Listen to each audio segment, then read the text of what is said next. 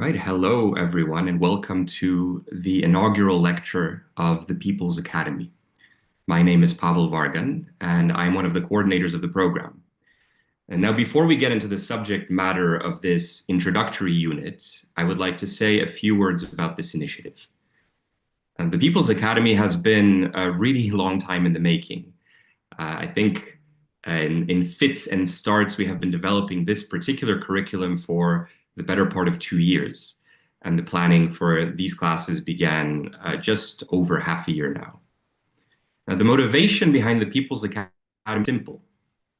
We are entering a profoundly turbulent period in history as the prevailing capitalist and imperialist order falls deeper and deeper into crisis. And this is a moment that presents tremendous and very clear dangers. The president of Colombia, Gustavo Petro, put it very succinctly some time ago when he said that the genocide in Gaza offers a warning to anyone who might oppose the current international system, which was built to support obscene levels of consumption for the few, predominantly in the global north, at the expense of both people and planet.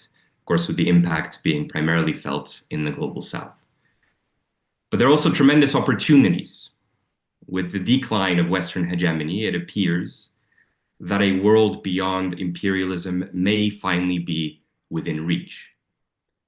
And now, whether that world emerges or descends deeper into barbarism depends largely on the capacities of people to organize for it. Change on the scale required today does not come spontaneously, nor, in most parts of the world, does it come by asking our leaders to bring it about. Our program aims at giving us the tools to better understand our societies and the ways in which movements have organized to transform them. It will be grounded primarily in thinking developed not in the ivory towers of academia, but in the context of political struggles. And it will be largely rooted in the experiences and the intellectual traditions of the global south, where the most momentous challenges to imperialism and capitalism have emerged.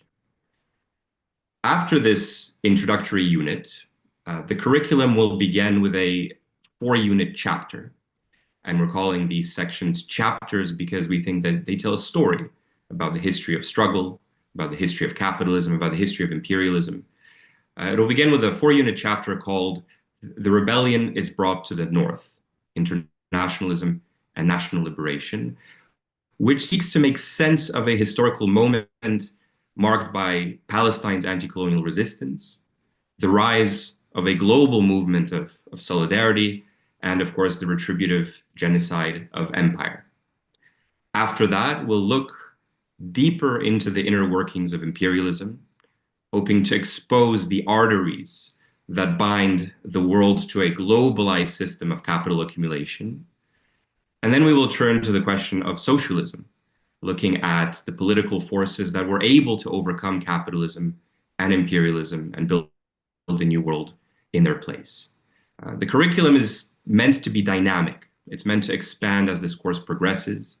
And so a 4th chapter that's currently under construction will look at contemporary movements for socialism and liberation, studying the concrete theories, the strategies, and the historical circumstances that have shaped them.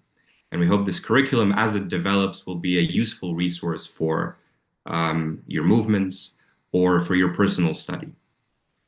But before we turn to those subjects, we begin with 2 themes that will thread through the entirety of the program. The first is Marxism. Marxism as a living, evolving tradition of political thought that gives us the clearest and most comprehensive tools to understand our societies and understand how to transform them. And the second is the question of memory. Why the study of our history is such an important terrain of our struggle. And here to introduce these topics with me are Sarah Raimundo and Amar Alijan. Sarah is an assistant professor at the Center for International Studies at the University of the Philippines, Diliman. She is the International Liaison Officer and a part of the National Executive Committee of Bayan, a movement for National Democracy and Socialism in the Philippines. And Amar Alijan is a member of the Progressive International Council and a leader within the Hakuk-e-Khalq Party in Pakistan, which is also a member of our organization. So to kick us off, I will now pass the floor to Sarah. Thank you so much for joining us.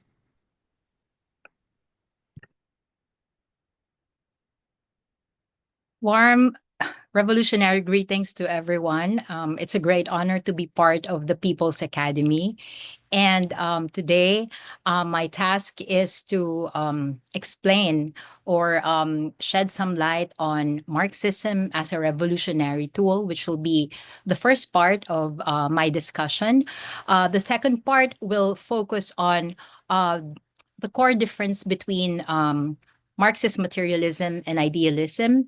And the third part will touch upon dialectical materialism and historical materialism, and one of our readings, construction of the revolutionary militant. So let me begin with Martha Honecker's conception of basically Marxism as a revolutionary tool. She argues that in Capital, Marx's Capital, the international proletariat can know the reasons for their misery and means to end it in a revolutionary manner. So, in other words, Marxist materialism is a product of its time. Marxist materialism as a philosophy of liberation emerged during a period marked by the rise of the proletariat in the 19th century. It was within this context of class struggle and growing inequality that Marxist materialism took shape. So the core tenets of Marxist materialism, including the emphasis on the material conditions in shaping society and the analysis of the inevitable conflict between the bourgeoisie and the proletariat, were a reflection of the historical moment in which they were developed. Karl Marx and Friedrich Engels sought to analyze and critique the capitalist mode of production by highlighting the contradictions inherent in it. But before we get into that, we should first establish the core difference between materialism and idealism, which are two philosophical strands, right? What is well, basically, the Marxist conception of the world is inclined towards or is materialism, right? And it is a theory or a theory of knowledge that challenges idealism. The core difference between Marxist materialism and idealism lies in their fundamental explanation for historical change or historical development. Idealism posits that ideas, beliefs, and consciousness are the primary drivers of historical development. For example, changes in the material world like economic structures or technological advancements are seen as consequences of evolving thought, right? In contrast to this, the Marxist materialist conception argues that material conditions, particularly the mode of production or the way societies organize to produce their needs, are the foundation on which everything else rests. Social structures, political institutions, laws, and even ideas and beliefs or ideology are understood as being shaped by and serving to maintain the existing material base. So for Marxists, understanding history means analyzing the evolving forces and relations of production, who owns the means of production and who are dispossessed from the means of production, but are also the creators of wealth, and the class struggles they generate, which, while idealists focus on the progression of ideas and their influence on society. In her introduction, Martha Haneker quotes Engels, and I think this is a very important paragraph to reflect on. In Anti-During, Engels argues that for Marxism, the ultimate understanding of historical processes must be sought in the form in which human beings produce their material means of life. So the materialist conception of history starts from the proposition that the production of the means to support human life, and next to production, the exchange of things produced is the basis of all social structure. That in every society that has appeared in history, the manner in which wealth is distributed and society divided into classes or orders is dependent upon what is produced, how it is produced, and how the products are exchanged. From this point of view, the final causes of all social changes and political revolutions are to be sought not in man's brains, not in man's better insights into eternal truth and justice, but in changes in the modes of production and exchange. They are to be sought not in the philosophy, but in the economics of each particular epoch, unquote. So, and I would like to add to this quote, Martha Haneker's reflection on it. She adds that the 11th thesis on Feuerbach indicates, therefore, a break with all the philosophical theories of man and of history, which only interpreted the world and announces the beginning of a new scientific theory, the scientific theory of history or historical materialism, which founded a new scientific field, the science of history, in the same manner that the scientific theory of Galileo founded a new scientific field, or the science of physics, unquote. So Marx's theory is formed, therefore, by a scientific theory of history or historical materialism and a philosophical theory which corresponds to this revolution in the field of sciences. That's dialectical materialism. So dialectical materialism applied to history, documentation, interpretation, analysis, and the will to transform history is historical materialism. Okay. Now let's move on to dialectical materialism. In his primer, which he wrote while he was in prison, Jose Maria Sison elaborated on Marxist philosophy. And Marxist philosophy is just basically dialectical materialism. It assumes that reality is material, right? And when we say material, reality is constituted by particles, and that consciousness arises and proceeds from matter and accounts for the development or change in terms of the laws inherent to matter, as well as the interaction of matter and consciousness, which is peculiar to or distinctive to human beings. He also observes that for long periods in history, or the history of philosophy, the Platonic and Augustinian kind of objective idealism held sway and dictated that reality is ideal or consists of ideas, that the material, sensible things are but a reflection or poor copies of that reality. No? But to Marxists, he argues, materialism is the outlook and methodology that correctly understands the nature and composition of the universe and the relationship of matter and human consciousness.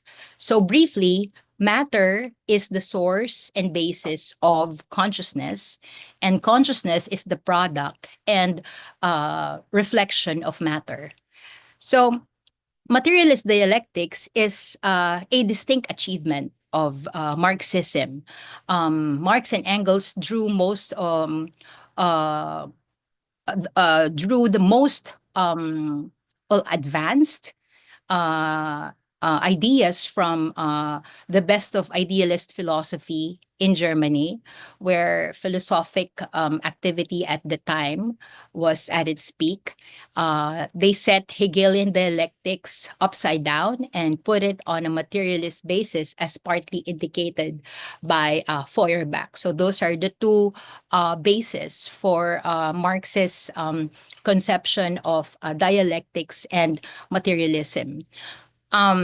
Hegelian dialectics asserts that development is, first of all, the self-development of thought before it is realized in history or in the material world. So Hegel posits that there is well, history is the unfolding of the absolute spirit's mind, which of course culminates in the German Reich, right? But for Marx, what makes Hegel really outstanding or a very an impressive idealist philosopher is that he was able, for according to Marxism, Hegel dynamized the arid, static, and lifeless dialectics of all previous idealism and took into account the development of the material world, unquote. Now, for materialism, Feuerbach correctly pointed out that ideas are merely the sensuous reflection of the material world in human perception. But then, Marx's critique of Feuerbach is that Feuerbach fell short of the Marxist comprehension of the endless interaction between perception, cognition, and reality, and the capability of human beings for critical revolutionary activity. So while we can say that Marx and Engels put Hegelian dialectics on a materialist basis, uh, it's also important to note that they did not just embrace or adopt his formula or Hegel's formula of thesis, antithesis, and synthesis, which ends up in synthesis as the final perfection. But rather, they asserted that change is an endless process because anything at any stage always consists of contradictory aspects. So, at the core of dialectical materialism is the law of contradiction or the unity of opposites. So, the fundamental meaning of Marxist dialectics is that things are in the process of constant change. So, for Marxist, we say that nothing is really permanent except for change. But that does not mean that you know uh, the things by themselves change only by themselves without say human intervention or participation. But it is precisely because of our um, increasing understanding of nature and society that we can actually direct processes of change. So materialist dialectics as the law of contradiction is none other than the law of motion inherent in matter. It begins from, or it springs from, the differences and interaction of things and operates in a two-way interaction of matter and consciousness. So the materialism of Feuerbach one-sidedly took into account only the one-way reflection by perception of human reality.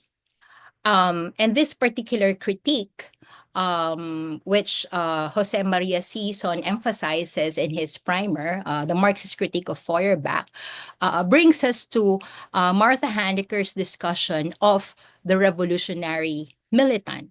So at this point, which is my last point, an important question to ask is, how is Marxism as a philosophy of liberation, how can it guide the revolutionary militant toward creating conditions for a revolutionary rupture? Martha Hanecker provides three aspects of the formation of the revolutionary militant. And the first aspect is the study of Marxist theory. She asserts that history shows us that the union of Marxist theory and the workers' movement gives to the people of our time the possibility of, quote, transforming the world or making revolution, to learn the new, to create the new. And then she adds another aspect, which is the second aspect. And she reminds us that we should not forget that in the formation of the revolutionary militant is the creative application of Marxist theory to the concrete reality of his or her country. And this is a very important quote from her. She argues that revolutions in general do not exist. Only particular revolutions adapted to the situation in each country. It is necessary to struggle against the type of study which frequently arises in Marxism, a study which is not a function of the practical necessities of the revolution, but simply to acquire new knowledge. It is necessary to link the universal truths of Marxism-Leninism to the concrete practice of our revolutionary movements, right? So then she moves on to the third aspect of the formation of a revolutionary militant, which is the study of the political conjuncture of a country on a national level and on the world level. So it is not enough to know, according to her, that it's not enough to know the history of a country, to know its present state of development. It is necessary to pass to a more concrete level, to the study of the present moment of the class struggle in that country and at the world level. That is to say, to study the political conjuncture. So it is fundamental to determine who are the friends and the enemies of the revolution and at each stage of its development, unquote. So those are the three aspects of the formation of the revolutionary militant, and understanding Marxist theory is only one of those, aspects. So to end this introduction, let me just quote Marx in one of his most materialist moments. It is not the consciousness of man that determines his social being, but rather his social being that determines his consciousness. And let me just add that human beings, if fully engaged in the lessons of revolutionary thought and movement, meaning revolutionary praxeology, consciousness dialectically melds with the creation of conditions that will transform the world. So I end there, and thank you. I look forward to your comments and points that you want clarified.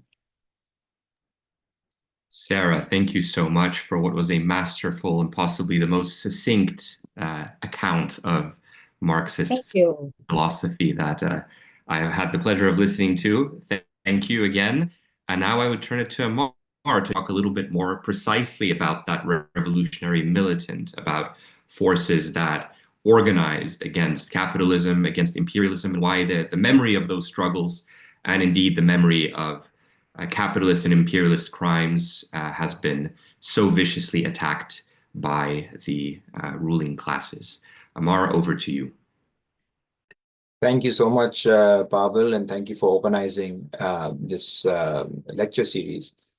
I'm also, just like you, I really enjoyed the lecture of Comrade Sarah, and actually I would like to add to what she was saying in terms of the importance of the conjuncture, the materialist analysis in Marxism.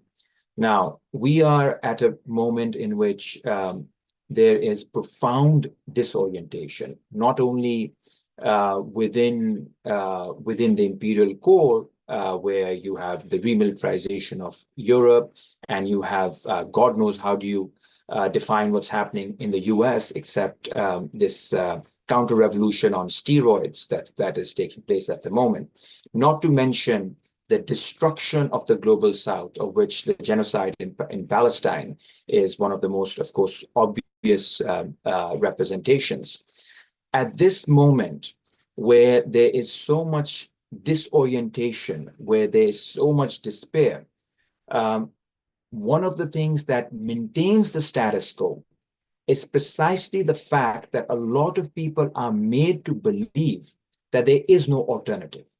This is the sentence that was used by the former British Prime Minister, there is no alternative, which means that despite the fact that the world is on fire, literally, that there's a genocide, that we are heading towards climate catastrophe, that we are witnessing the destruction of entire societies, we are witnessing grotesque forms of inequality, this is the best that human beings can do. This is the end of the human adventure in that sense, the culmination of the entire history of humanity with all its struggles, with all its innovation, all the creativity. This is the end.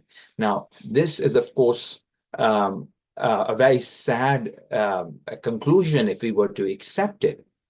And here, I would argue that this is the ideological maneuver par excellence of our current moment, of the ruling classes. This is not a neutral point of view. This is a class point of view developed by our ruling classes in what Althusser called the ideological state apparatuses, the media, the academia, the schools, even within organizations, political organizations. We are not educated, but miseducated about the past, present, and the possible futures. And that is what I would like to discuss in my presentation. This question of memory continues to be not only repressed and used by the ruling classes, but also contains for revolutionaries around the world the possibility of deciphering an alternative path for the future. And one of the tasks of revolutionaries today is to study the past in order to not only learn lessons, but also to guide our praxis in the present moment based on the rich experiences of our comrades who came before us. And one thing I think where I will begin is that the trouble with the ruling ideology today is that unlike in the 19th century, where it could simply say, well, there is absolutely no alternative because, well, this system has never been overthrown. Governments, any attempt at revolutions, whether it was the French Revolution or any other uprisings in the 19th century, they've always led to restorations immediately. So nothing can change them. However, today the problem for the ruling ideology is that the 20th century was a very different kind of century. It was a century not only of struggle and resistance, it was also a century of a lot of victories. There were a lot of victories that were won by Marxists and communists and socialists and anti-colonial, anti-imperialist forces across the world.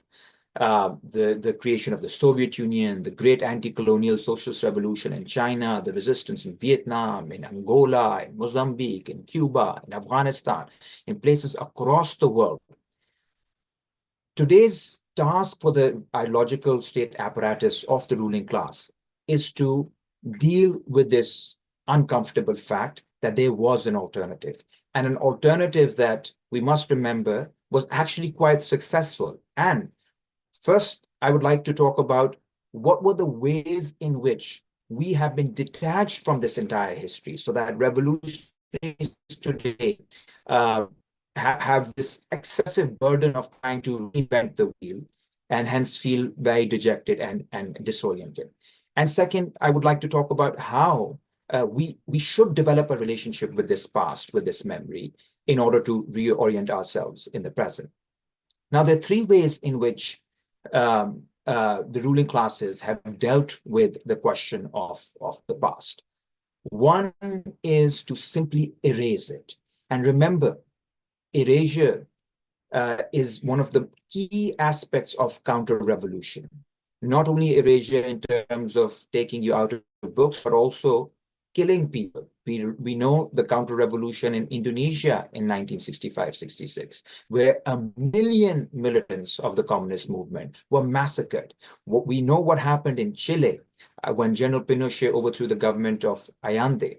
We know what happened with the kinds of counter-revolutionary wars that were imposed on the Soviet Union, on Korea, on China, in order to destroy those nascent projects, in those nascent experiments in socialism. Similarly, we know what was done to the decolonization in Africa, with Patrice Lumumba standing out as one of the major victims of this counter-revolution.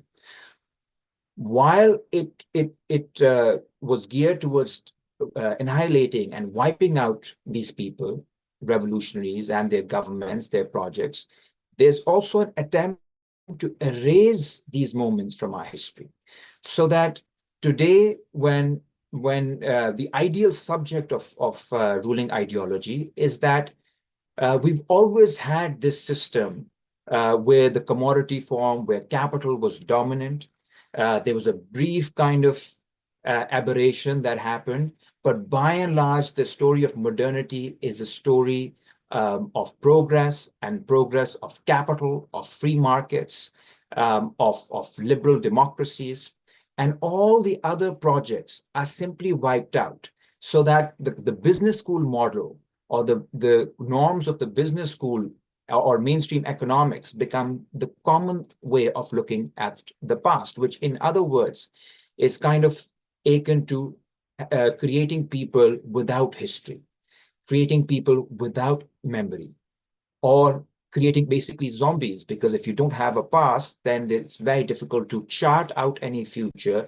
The only future that you're participating in is the future that is being prepared, planned, and executed by corporations. So we enter their dreams, their domains, and all the energies, all the brilliance of the youth is spent in someone else's story, someone else's plans. So that's one, erasure and repression. The other, when we talk about certain cases that are too big to repress, such as, the story of Nelson Mandela in South Africa, who was not only an anti-apartheid militant, but also was very closely aligned to progressive forces, to socialist forces in the 60s, 70s, 80s. And it is worth remembering that at a time when the CIA, when the British, when Western countries were supporting apartheid South Africa, it was the Soviet Union that was displaying exemplary solidarity to the people of South Africa, to the people of Angola, to the people of Congo, to the people of Mozambique. So that entire history then has to be separated, so that Nelson Mandela appears as this saint. And the story then that would be told to the world is that, well, Americans and Bill Clinton and George H. Bush, these are the people who somehow helped end apartheid in South Africa.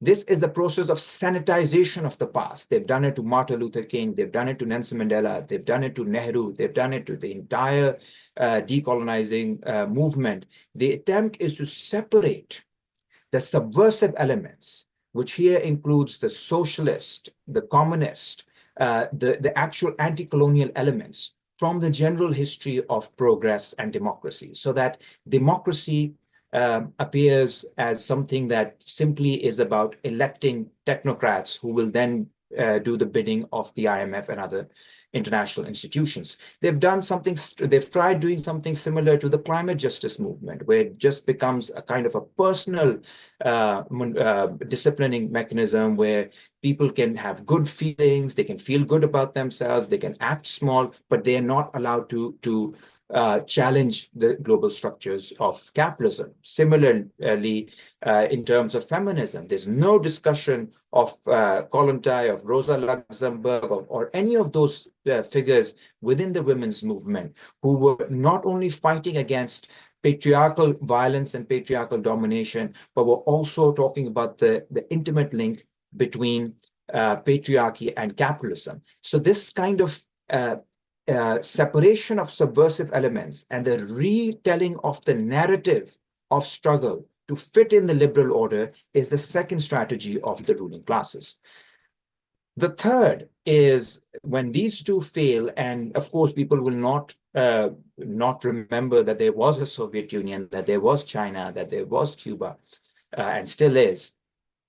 In that entire history is then reduced to the feelings of shame. The attempt is to say, well, Soviet Union was just all about the gulags. China was all about famines and the excesses of the Cultural Revolution. And today, in any case, it's a capitalist country. Cuba is a failed country. Vietnam suffered because of the communists.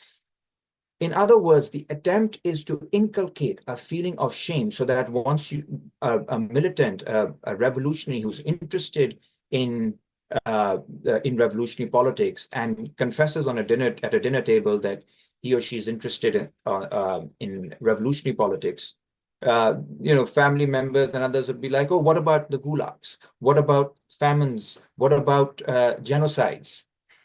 This shaming is an incredible reversal of the actual history of the 20th century.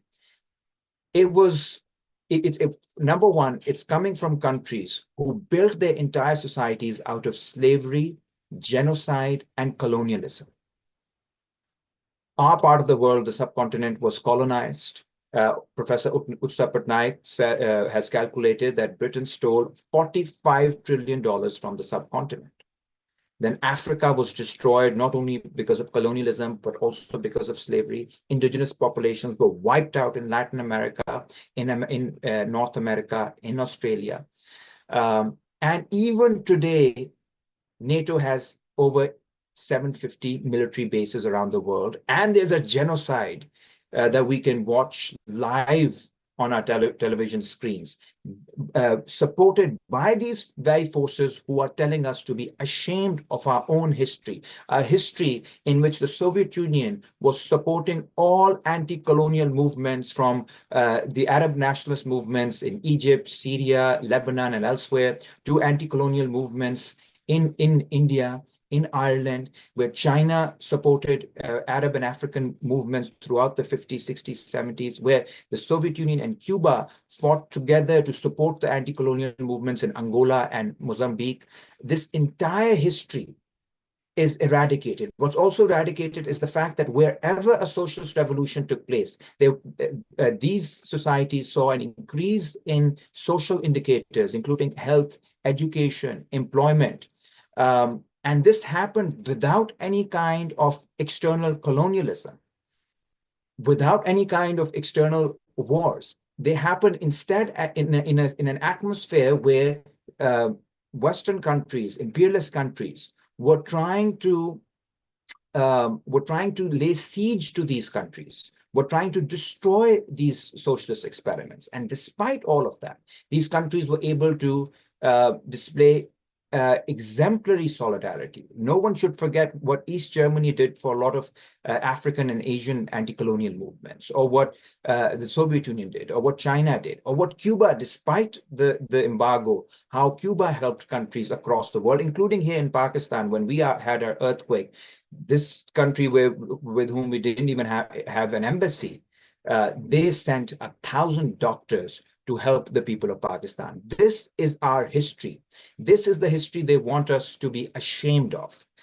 So this is the entire strategy. And unfortunately, certain aspects, certain tendencies within Marxism, which Domenico Losordo called Western Marxism, have fallen prey to this kind of blackmailing and shaming, where they want to teach Marxism in universities in the West, but have nothing to do with actually existing socialism, have nothing to do with Cuba, have nothing to do with China, with Vietnam, or with this entire history that we're talking about.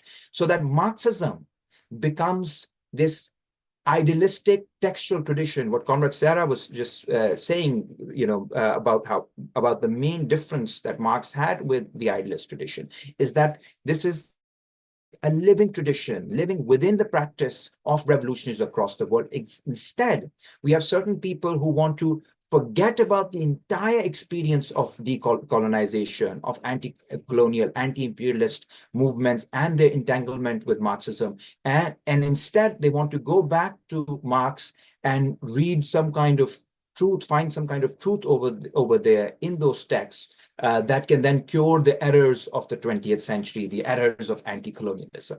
We must reject that entire shaming, that entire project that accepts the terms of our enemy, that accepts the framework that is set by enemy, that falls right into the trap of our counter-revolutionary enemies. Now, to end, I just say that as a response to this kind of taking away of our memory, of suppressing our memory, of erasing it, or of sanitizing it, or of using it to shame us, we must return to the experiences of the 20th century with courage. And courage requires two things. So one, it requires that we not be blackmailed by the prevailing ideology, that we take pride in the fact that we belong to a history that actually stood with the anti-colonial movement when no one was daring to talk about the freedom of the colonial world, the colonized world. We should also remember that these are people who were giving solidarity to each other, despite the fact that they were surrounded by imperialist states. We should take pride in that. We should take pride in the fact that the economies of these countries did pretty well in the 50s, 60s, 70s. We should take pride in the fact that it was our tradition that defeated fascism in the 1940s. It was the Red Army that routed out the fascists. And today, when fascism is being talked about all over the world, it is more necessary than ever before to remember that's our tradition that defeated that fascism. We must read what happened in the 1920s, 30s, and what eventually allowed the communist forces to defeat fascism in the 1940s. And of course, it was these liberal Western empires that sublated fascism back into the Western world by integrating some of the major fascist figures from the 1940s into NATO. And this is a history that maybe we will talk about later in this series, where it becomes very clear that the actual erasure that they're trying to do is also shows the level of guilt that they have on how these imperialists were not only the kind of inspiration for fascism, but they also helped stabilize and expand fascism even after 1945 in order to counter the threat of communism. So that courage requires, first of all, to reject prevailing ideology. And second, it requires us to see what was good and what were the errors of those who came before us. So it does not mean that we simply want to repeat the past. Repeating the lessons of the past often also means not only repeating what happened, but also trying to first discern, identify, and repeat what could have happened but did not happen. So the trajectories that socialist politics could have taken that were not taken. So history is not only what happened, history is also what could have happened but did not happen. And then our task today is to make those things happen make those things happen that could have happened, so that the socialist projects today are able to confront the counter-revolutionary challenges that we face today. Remember, comrades, this is a time of universal forgetfulness. The counter-revolutionary forces want us to forget that there's anything outside this nightmare that we have created. And it wants us to feel ashamed of the fact that our elders dreamed, that those dreams were, they want us to think that those dreams were illegitimate. They want us to think that those dreams were not worth dreaming, that we should feel ashamed by those dreams. Today, it's the time to dream again, to reconnect with those dreams, to reconnect with that past. In a moment of universal forgetfulness imposed by the counter-revolution, the act of remembering is a revolutionary act. Thank you. Thank you so much for that, Amar. That offers a really powerful frame for the next chapter on internationalism and national liberation. Now, since we have a bit of time left, I have asked participants in the course who have signed up to the Telegram chat. There is a Telegram chat for those of you who don't know, and you're welcome to join it. If you've signed up through the People's Academy website, you will have received a link. And before each lecture, I will ask people to submit questions for the speakers. And there's one about the passage in Marta Harnecker's text that talks about the three aspects of the revolutionary militant, and in particular, the need to organize education. Now, implicit in the idea that it's necessary to apply Marxism creatively is the understanding that education can't be a lonely pursuit. It has to be a collective effort. And so the question is, given the general collapse of education in the capitalist world, falling levels of literacy, the underfunding of primary education, the censorship, the historical revisionism, the assaults on memory that Amar talked about, how do we organize political education systematically? How do we do that considering the immense displacement of populations, including refugees and migrants, that is happening now and that is likely to intensify on the horizon? Now, I might say a few words on that before I turn to you. One of the motivations behind the People's Academy, one of the elements of this program is not just these lectures, but also an effort to engage with movements and help create or help support the creation or development of political education programs within existing popular struggles. And I know that already now there are several movements who are autonomously organizing sessions for their members around this program. So they'll watch the lectures collectively, they'll discuss the lectures collectively, and anyone here who is in an organized movement is strongly encouraged to do the same, because studying collectively is much more powerful than studying individually, and allows you to apply the knowledge precisely in the way that Karl Sarah talked about. But both Sarah and Amar, you have experience within movements and in particular with organizing initiatives of political education. So I wonder if you would offer a few words in response to that question.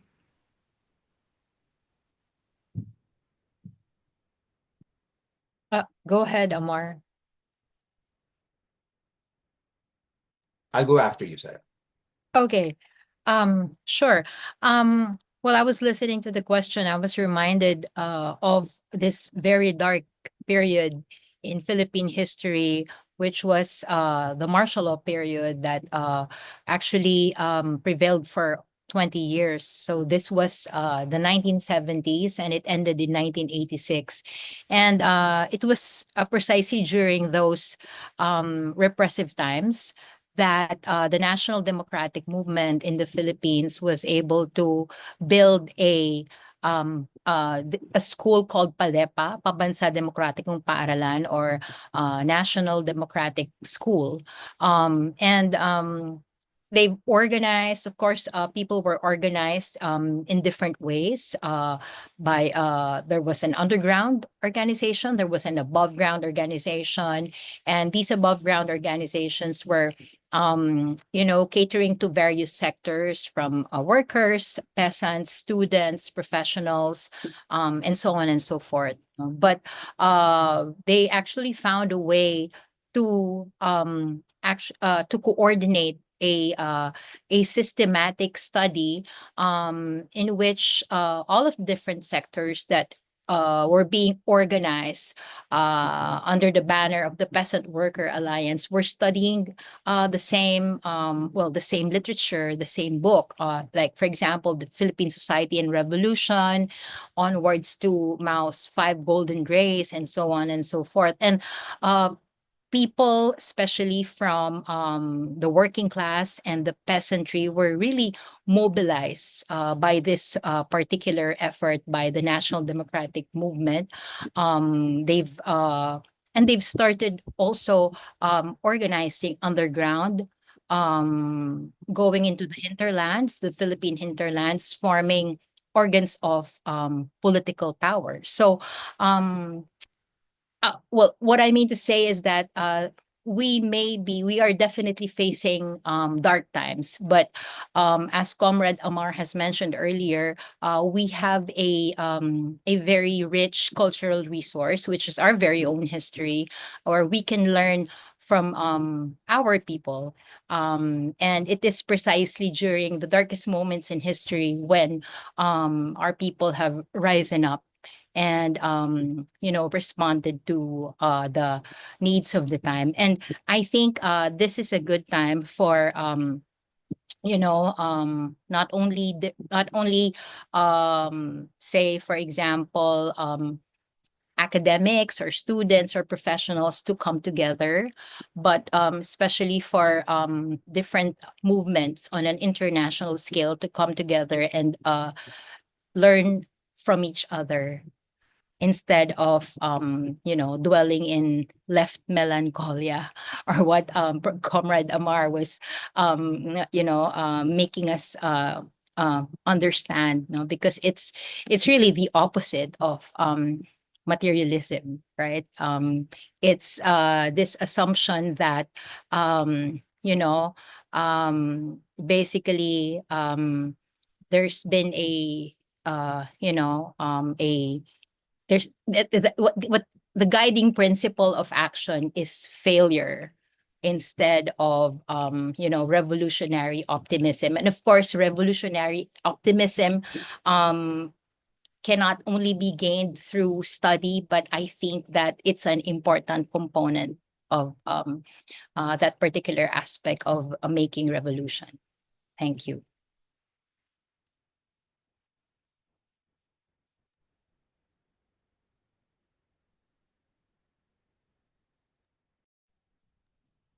Yes, I would just 100% agree with Comrade Sarah. The resources we have in our history give us strength, and education is always like political education, revolutionary education is a collective process. It's collective in two senses of the term.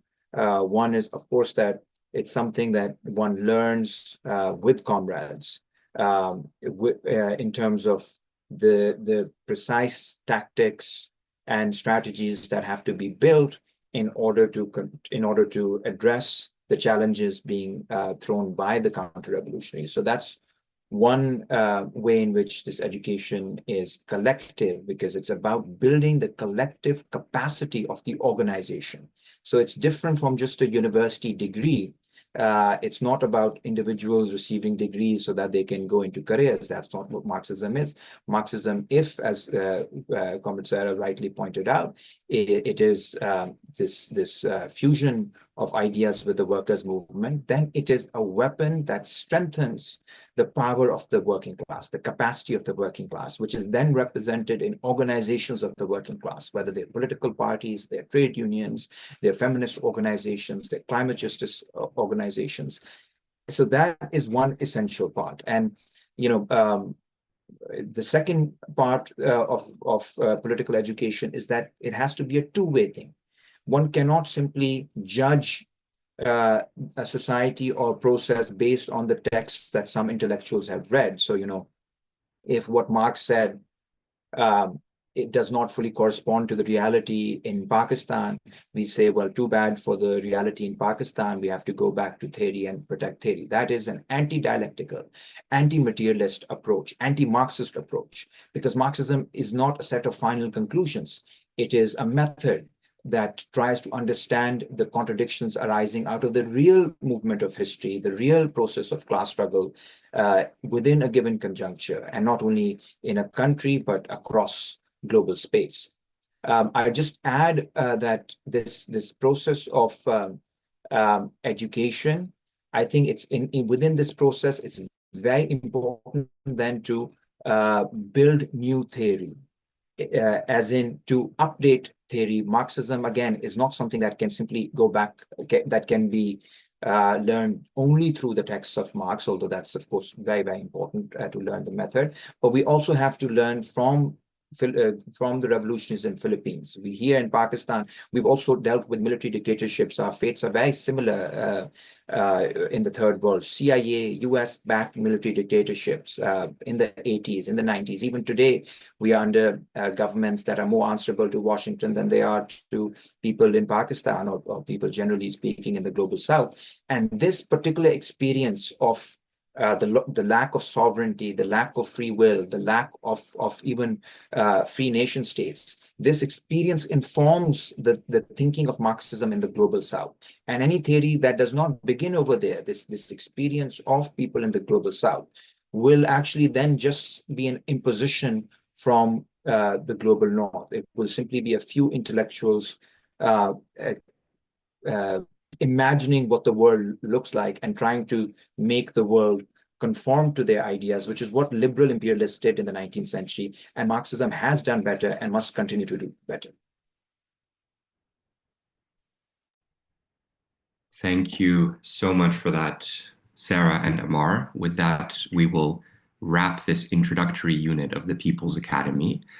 Before we do, I'd just like to say make a few practical points. One is, once again, if you have not done so, please do consider joining the Telegram group. We hope that the questions and discussions that arise from these lectures can continue in that space. We hope also that that space can be one where movements that are organizing, self-organizing, educational initiatives around this program can share their experiences, so that we have hundreds and hundreds of initiatives flourish from these lectures. In 2 weeks, we start with the first chapter of the curriculum on internationalism and national liberation, with a lecture that talks about why anti-colonial struggle has been so central in the tradition of internationalism. And I would encourage you to begin those readings early, because they are a little bit more extensive than the readings for this introductory unit. So with that, we'll wrap for today. Once again, tremendous thanks to Amar and Sarah for your time and for your contributions. And thank you to everyone who tuned in and who signed up.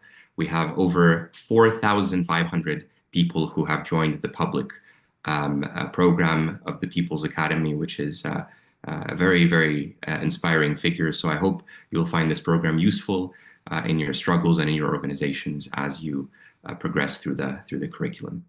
Thank you all.